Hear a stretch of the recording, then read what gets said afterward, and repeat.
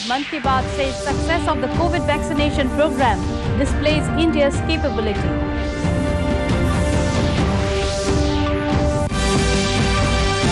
Union Minister Karba Chat visits site for proposed river port terminal in Debrugarh.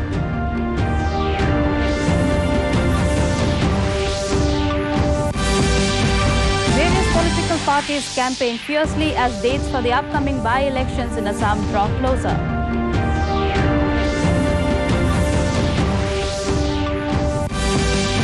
Meghalaya Tax Minister assures to examine reduction of fuel taxes in the state.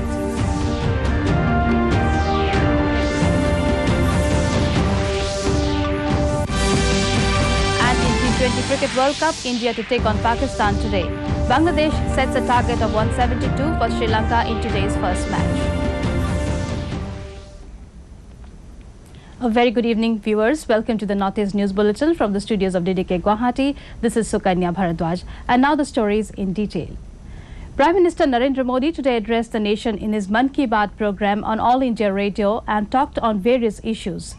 Modi said the success of the COVID vaccination program displays the capability of India. He added that the figure of 100 crore vaccine doses might be huge, but there lacks of inspirational stories behind it. The Prime Minister also spoke about the 3 competitions that are going to be held to commemorate the birth anniversary of Sardar Patel on 31st of October. He further reiterated the words of former Prime Minister Atal Bihari Vajpayee, who made history by addressing the United Nations in Hindi.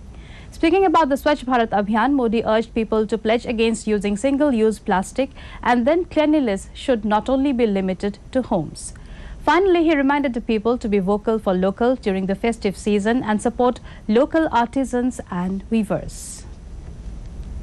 मतलब vocal for local, आप local खरीदेंगे तो आपका त्योहार भी रोशन होगा और किसी गरीब भाई बहन, किसी कारीगर, किसी बुनकर के घर में भी रोशनी आएगी।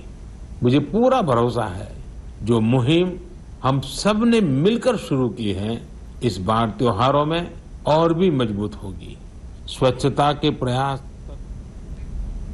Union Home Minister Amit Shah today inaugurated a new campus of Indian Institute of Technology Jammu amid tight security arrangements. The new campus of IIT Jammu, built at a cost of Rs 210 crore, has all the modern facilities for the students. It is a state-of-the-art research center to cater to students of various disciplines and is meant for research and development. Later, the Union Home Minister addressed a grand rally at Bhagwati Nagar area in Jammu. The minister further stated that 12,000 crore worth of investment has already come to the Union territory, and the government aims at a total of Rs 51,000 crore by the end of 2022. मैं नाम लेना नहीं चाहता, ये 3 परिवार वाले जो शोषण करे हैं ना सालों तक, आपका करे या नहीं करे, ये मजाक उड़ाता थे। कौन आएगा यहाँ? ये मोदी जी का कमाल है, 12,000 करोड़ का। Union Minister of Port, Shipping and Waterways and Ayush, Kharba today visited the site for the proposed cargo terminal, tourist jetty and riverfront development projects near Bogibal Bridge in Debrugarh. He held the meeting with the stakeholders on the occasion to commence fast implementation of the work. Khonwal said that the Shipping Ministry along with the NF Railway are taking necessary steps to bring back Debrugarh's lost glory as a major river port of the country. He said this integrated plan to speed up cargo movement on the Brahmaputra will also open up employment avenues and provide a global market access for the local products. He further added that the Act East policy of Prime Minister Modi has transformed the Northeast into a connectivity hub. এটা সময়ত গুৰুত্বপূৰ্ণ river port হিচাপে খ্যাত আছিল, অৰ্থাৎ ডিব্ৰুগড় মোহনা ঘাটৰ পৰাই। With the dates of the by-election in the state drawing closer, campaigning in Assam has reached new heights. Assam Chief Minister Himanta Biswa Sharma was seen rallying in Gosaigao and Bhawanipur today for its BJP candidate. Meanwhile, Gana Suraksha Party candidate Brajendranath Teka carried out door-to-door campaigning, whereas leaders of the Congress and other opposition parties also took part in different rallies in various constituencies.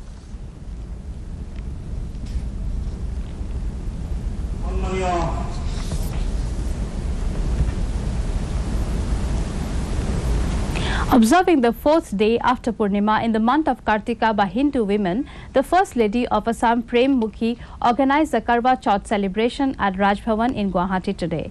On the auspicious occasion, the women participating in the celebration carried out puja rituals and katha was heard by the ladies.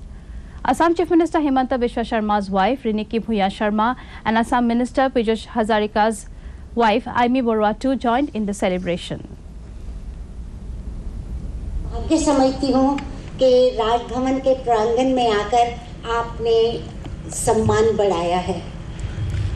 आज कार्तिक मास की चतुर्थी है और करवा चौथ का पावन पर्व है। आज का दिन सभी सुहागन बहनों के लिए बहुत महत्व रखता है।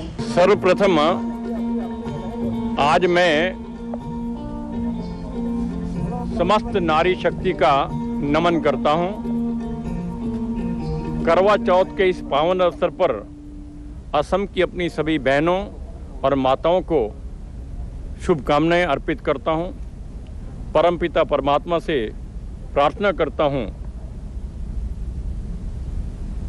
Prime Minister Narendra Modi today greeted all Indo-Tibetan Border Police ITBP personnel on its raising day.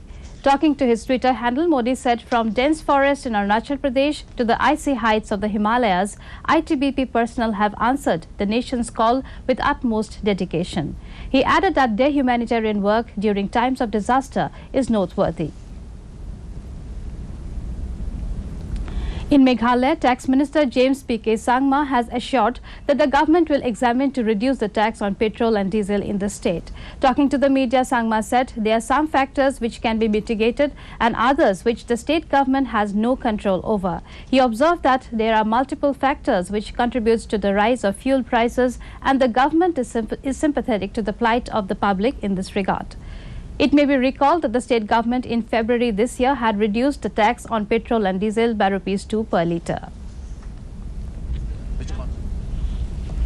In the T20 Cricket World Cup, India will take on arch rivals Pakistan in their first group game today in Dubai. India skipper Virat Kohli told the media that the focus of Indian team is to play well in the World Cup. In today's first match, Bangladesh set a target of 172 for Sri Lanka in Sharjah. Batting first, Bangladesh scored 171 for the loss of 4 wickets. In reply, Sri Lanka were at 148 runs for the loss of 4 wickets till the last reports came in. Meanwhile, in the opening match of Super 12 stage of the tournament yesterday, Australia defeated South Africa by 5 wickets in Abu Dhabi, and in the second match, England crushed defending champion West Indies by 6 wickets in Dubai. In Meghalaya, the local residents of border villages under Pilakata cluster held a peace rally to protest against the give-and-take policy and to demand urgent settlement of border disputes between Meghalaya and Assam at Ribhoi. The peace rally witnessed the participation of people living in the border villages and included the Khasi, Karbi, Garo and Rabha tribes. They collectively expressed their disappointment on the recent visits of the 2 regional committee members on the issue of border settlement. They also demanded that Meghalaya Chief Minister Conrad K. Sangma should visit and inspect the border villages personally. Keeping in view the upcoming festivals, Centre has asked states and union territories not to let down their guards against COVID-19. In a letter, Union Health Secretary Rajesh Bhushan asked for strict enforcement of laid down guidelines for allowing festivities in a cautious, safe and COVID-appropriate manner. No mass gathering should be allowed in areas identified as containment zones and in districts reporting more than 5% COVID-19 test confirmation rates. He said necessary directions should be issued adequately in advance by the concerned state governments for practicing cautions during the festivities. Gatherings that are allowed with advance permission and a limited number of people should be closely monitored, and in case of violations of COVID-appropriate behavior, necessary enforcement and penal actions should be taken. Now in the COVID update from across the nation. More than 101 crore 10 lakh COVID-19 vaccine doses have been administered in the country so far under the nationwide vaccination drive. The Health Ministry said over 77 lakh 40,000 doses were administered in the last 24 hours. India reported more than 16,000 new cases during the last 24 hours, with which India's active caseload now stands at over 1,72,000. Meanwhile, the recovery rate currently stands at 98.17%, the highest since March last year. Over 16,000 people have recovered in the last 24 hours, while the total recoveries crossed the 3 crore 35 lakh mark. However, 561 deaths have been reported in the last 24 hours. In the COVID scenario in the northeast, Arunachal Pradesh has a total of 142 active cases, followed by 54,667 discharged cases. The dead account for 280. Reporting 2,621 active cases, Assam has a caseload of 5,98,515 released cases. The tally for the dead is 5,967. Manipur has 961 active cases, 1,20,361 released cases. The death toll is 1,907. Weighed down by 695 active cases, Meghalaya has 81,184 released cases, while the death toll touched 1,443. In Mizoram, the number for active cases is 8,943, followed by 1,07,911 cured cases. The count for the dead is 407. Embroiled with 250 active cases, Nagaland has a total of 30,778 released cases. The dead account for 679. Sikkim has 195 active cases, while the discharged cases touched a total of 31,279. The death toll is 394. Finally, Tripura records a total of 101 active cases, 83,467 cured cases, while the death toll stands at 816. In Nagaland, in a joint collaboration by Jaluki Battalion of Assam Rifles and the local youths from Menamatsi village carried out restoration of damaged road at Jaluki town in Peren district. In the past, 2 similar events have been witnessed. To end the news, the main points once again. Prime Minister Modi in his Mann Ki Baat says success of COVID vaccination program displays India's capability.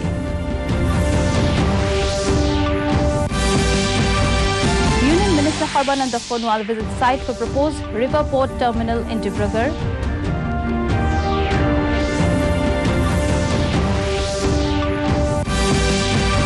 Various political parties campaign fiercely as dates for the upcoming by-election in Assam draws closer.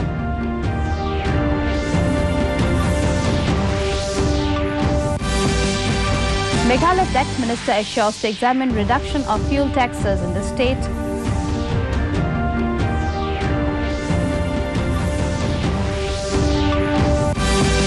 And in T20 Cricket World Cup, India to take on Pakistan today. Bangladesh sets a target of 172 for Sri Lanka in today's first match.